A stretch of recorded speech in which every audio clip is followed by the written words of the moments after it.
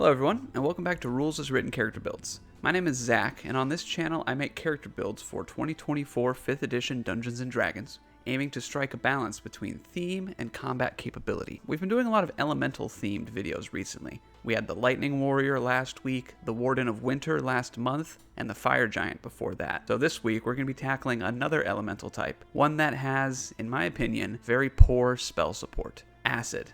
If you search up all of the spells that deal acid damage, you get about 17. And a lot of these spells are spells like Sorcerer's Burst that let you choose an elemental damage type. So as far as just purely acid spells go, it's more like 6 or 7. Compare this to Fire, which has around 40 spells, and Cold, which has about 30.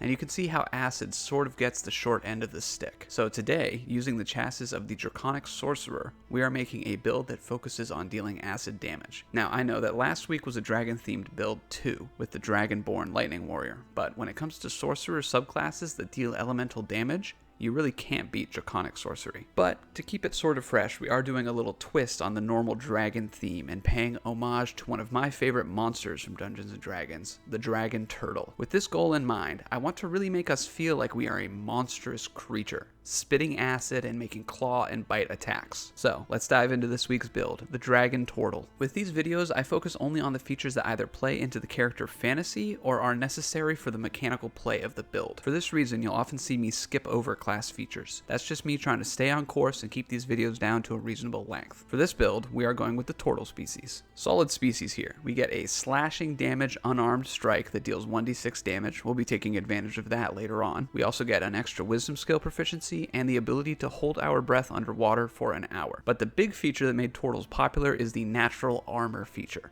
which gives us an armor class of 17 while we are wearing no armor, thanks to our shell. We can also withdraw into the shell as a bonus action for a +4 to our armor class and advantage on strength and constitution saving throws. But while within the shell, we have disadvantage on dexterity saving throws and can only take a bonus action to emerge, so no actions or reactions. So right there, our species covers everything we need for armor class purposes. Along with our sorcerer levels, we're also going to be mixing in some Valor Bard to pick up their cantrip casting version of extra attack. With this build, we want charisma for casting, strength for our unarmed attacks, and constitution to make sure we have some good hit points. So our ability scores will look like the following: strength of 15, dexterity of 8, constitution of 15, wisdom of 8, intelligence of 8, and charisma of 15. For this build, we are grabbing the Outlander background. This is not a background from the 2024 Player's Handbook. As such, we'll need to assign our own ability score increases and choose our own origin feat. For our ability score increases, we'll be increasing charisma, constitution, and strength by +1 for a score of 16 in all 3 stats. For our origin feat, we are taking Magic Initiate Druid to pick up one very specific cantrip we need for this build: Primal Savagery. This unique cantrip momentarily sharpens your teeth or claws, covering them in a corrosive acid. You then make a melee spell attack that deals 1d10 acid damage. The damage increases by 1d10 at the normal cantrip levels 5, 11, and 17. I always found this aesthetic strange on a humanoid druid, but on a Tortle, the aesthetic is really on point.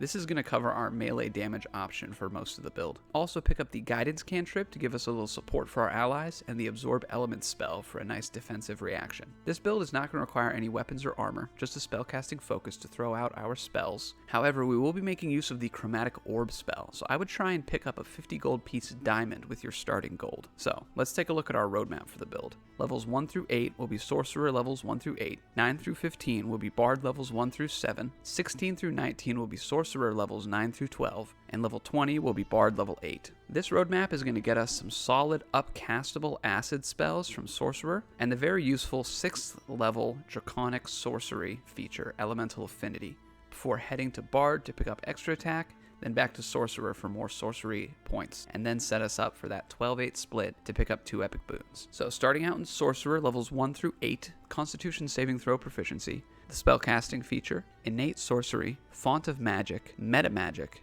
an ability score improvement, sorceress restoration, elemental affinity, sorcery incarnate, 4th level spell slots, and another ability score improvement. At level 1, we pick up spellcasting and innate sorcery.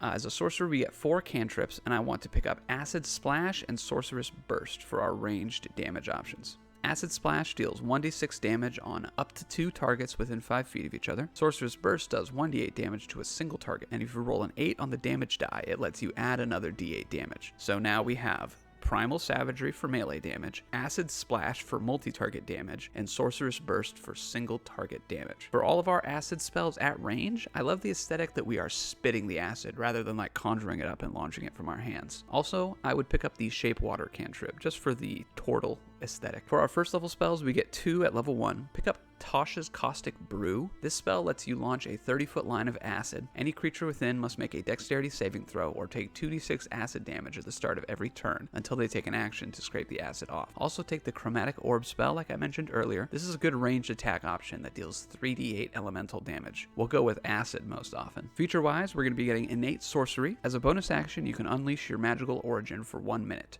during which time you gain the following benefits. The spell save DC of your sorcery spells increases by 1. You have advantage on the attack rolls of sorcerer spells you cast. You can use this feature twice, and you regain all uses of it when you finish a long rest. I love this feature. I've always liked self-buff spells, and this is a nice, simple one. It doesn't even require concentration. Now, Sorcerer level 2 gets us these staple Sorcerer features, Font of Magic and Meta Magic. Font of Magic starts us on the sorcery point system, points which we can convert into spell slots as a bonus action, or that we can expend spell slots to gain more sorcery points, no action required. We have 2 sorcery points at this level, and we gain 1 every level. Basically, we will have as many sorcery points as our Sorcerer level, and we regain all of them on a long rest. While gaining extra spell slots is cool, we are really going to be using these points for Meta Magic, which lets us alter the casting of our spells in certain ways. The Sorcerer class lists different Meta Magic options, and we get to choose 2 right now. First off, take Quicken Spell. When you cast a spell that has a casting time of an action, you can spend 2 sorcery points to change the casting time to a bonus action for this casting. You can't modify a spell in this way if you've already cast a level 1+ spell on the current turn,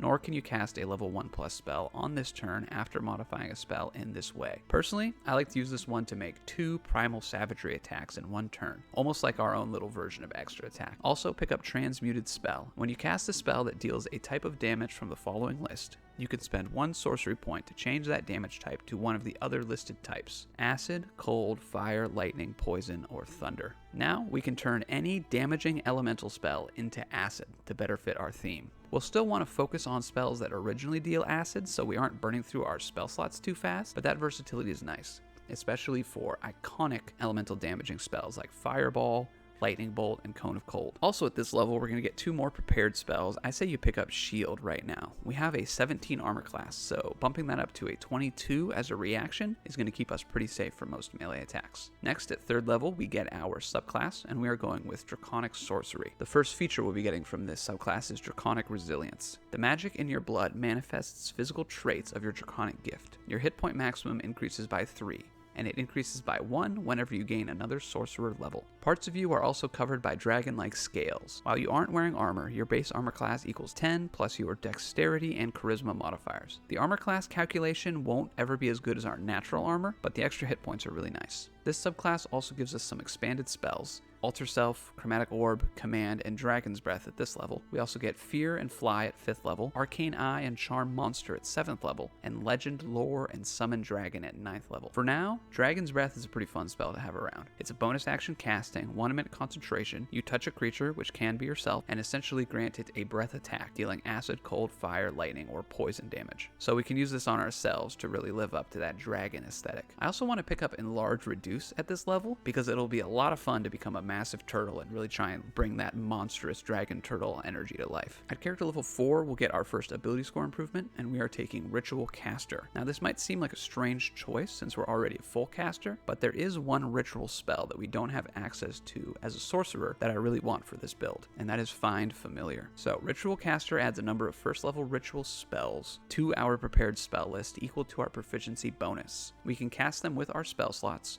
or we can cast them as rituals, and once per day you can cast one of those ritual spells using its normal casting time without expending a spell slot. The only one that I care about for this build is Find Familiar. This spell lets us summon a small companion, either a bat, cat, frog, hawk, lizard, octopus, owl, rat, raven, spider, weasel, or some other beast with a challenge rating of 0. This companion sticks around indefinitely until it is either slain or you dismiss it. The familiar shares your initiative in combat, and it cannot attack, but it can take other actions as normal. The real reason I wanted this spell is to combine it with the Dragon's Breath spell. If we cast Dragon's Breath on one of the flying forms, like say an owl or a raven, we create a mobile turret.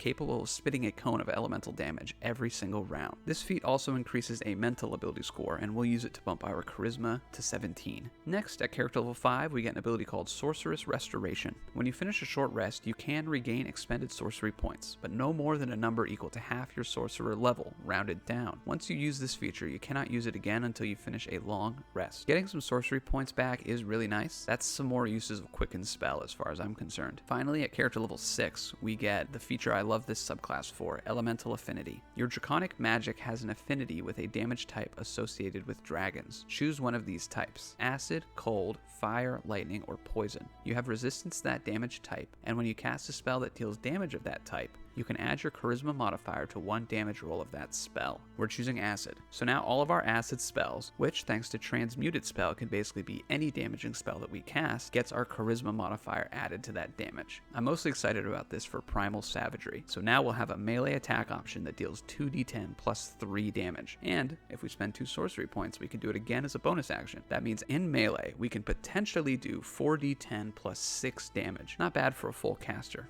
I would say. Next level, we pick up our 4th level spell slots, and I want to pick up the Vitriolic Sphere spell. This is basically the acid version of Fireball. It's got a 20-foot radius explosion area. It deals 10d4 acid damage in the area, and any creature who fails their saving throw also takes 5d4 damage at the end of their next turn. Sorcerer level 7 also gets us the Sorcery Incarnate feature.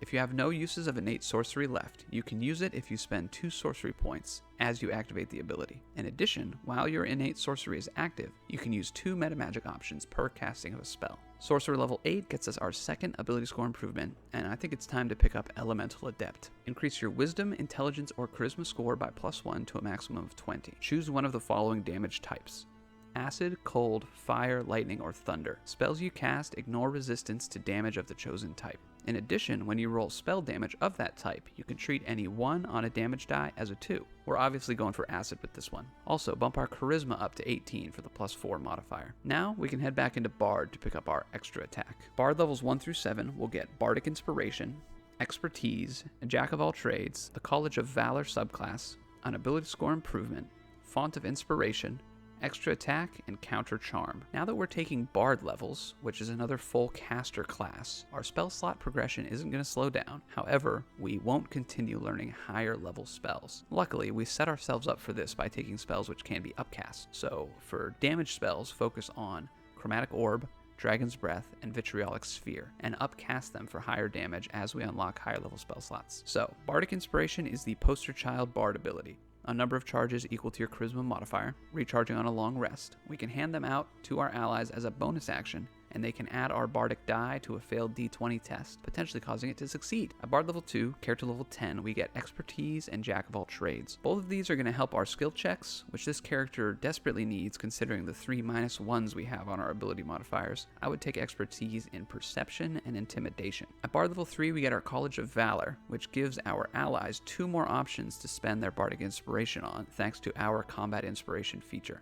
Either defense, when the creature is hit by an attack roll, that creature can use its reaction to roll the Bardic Inspiration die and add the number rolled to its armor class against that attack, potentially causing the attack to miss. Or offense, immediately after the creature hits a target with an attack roll, the creature can roll the Bardic Inspiration die and add the number rolled to the attack's damage against the target. Of these 2, I like defense more as a way for an ally to potentially avoid a crushing blow. Next, Bard level 4, character level 12 gets us our 3rd ability score improvement, and we're going to pump our charisma up to 20 for the +5 modifier. At Bard level 5, we get Font of Inspiration, so we now regain our Bardic Inspiration dice on a short rest as well as a long rest. This is a huge power spike for Bards. Finally, the feature that we came all the way into Bard for, the Valor Bard level 6 feature, Extra Attack. We can now make 2 attacks when we take the attack action. This version, however, lets us substitute the casting of one of our cantrips instead. So we can now cast Primal Savagery and make a bite attack that deals 3d10 plus 5 acid damage, and then we can make a claw attack that deals 1d6 plus 3 slashing damage. We can even then use Quicken Spell to cast Primal Savagery again as a bonus action to make another bite attack. 2 bites and a claw attack. Now that feels like a proper dragon turtle. We're going to be taking 1 more level in Bard, so we can save that level 8 ability score improvement for later on. Bard level 7 gets us Counter Charm. You can use musical notes or words of power to disrupt mind-influencing effects effects. If you or a creature within 30 feet of you fails a saving throw against an effect that applies the Charmed or Frightened condition, you can take a reaction to cause the save to be re-rolled, and the new roll has advantage. This is a super awesome reaction ability. No charges, you can just use it anytime if an ally or you fail the saving throw. It's going to be especially good for us considering our low wisdom saves. Now we're going to head back to Sorcerer and get ourselves more sorcery points to spend on Quicken Spell so we can make more bite attacks. Sorcerer levels 9 through 12 will pick up more meta magic options and an ability score improvement. Not a lot of features through these Sorcerer levels. At Sorcerer level 10, character level 17, we get 2 more meta magic options. This is also the level in which our cantrip damage increases for the final time, so our bite attack will be dealing 4d10 plus 5 acid damage. Let's take Careful Spell to protect some of our allies from our area of effects. When you cast a spell that forces creatures to make a saving throw, you can spend 1 sorcery point and select a number of creatures equal to your charisma modifier. These creatures automatically succeed on their saving throw and take no damage if they would normally take half damage on a successful save. Pick up Seeking Spell to give us some extra accuracy on our spell attacks. If you make an attack roll for a spell and miss, you can spend 1 sorcery point to re-roll the d20, and you must use the new roll. You can use Seeking Spell even if you already used a different meta magic option during the casting of the spell. Next, we reach Sorcerer level 12, character level 19, and using this level's ability score increase, we can pick up our first epic boon. Let's start with the boon of Spell Recall.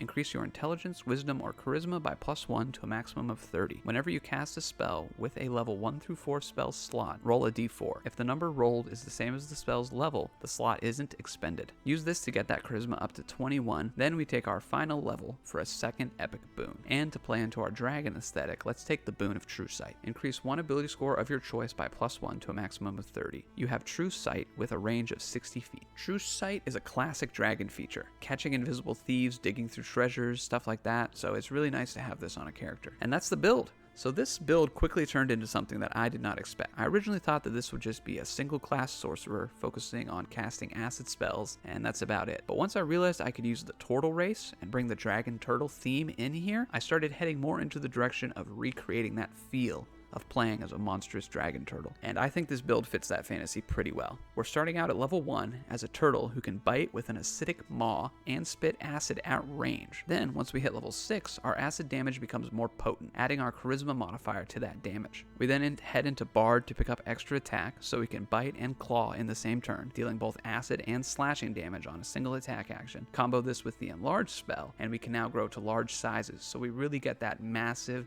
acid-spitting turtle aesthetic down. And as a fun little side combo, we even have a pet bird that rides around on our shell and can do bombing runs of acid damage alongside us. But the biggest strength of this build, I think, lies in its well-roundedness. Sure, we can deal elemental damage at range and in area of effects like most sorcerers, but we can also deal damage in melee thanks to primal savagery and extra attack. We have a pretty respectable armor class thanks to our shell and the shield spell, and a high constitution mixed with the extra hit points from Draconic Ancestry makes us a good deal more tanky than your average caster. And we even have the added benefit of good support for our friends thanks to the guidance cantrip we took at level 1, plus the bardic inspiration and bardic spells that we get later on. At the end of the day, I think our theme is prevailing over our power this time around. We don't have any specific powerful combos that we're taking advantage of here, just a specialization in one damage type and some versatile ways to apply that damage. But if you want to play as a dragon turtle, biting and clawing your way through the battlefield and spitting resistance ignoring streams and pools of acid, then this is the build for you. Thanks for tuning in to another episode of Rules as Written Character Builds. Subscribe for more Dungeons & Dragons content and come back every Monday for another original character build. I'll see y'all next week.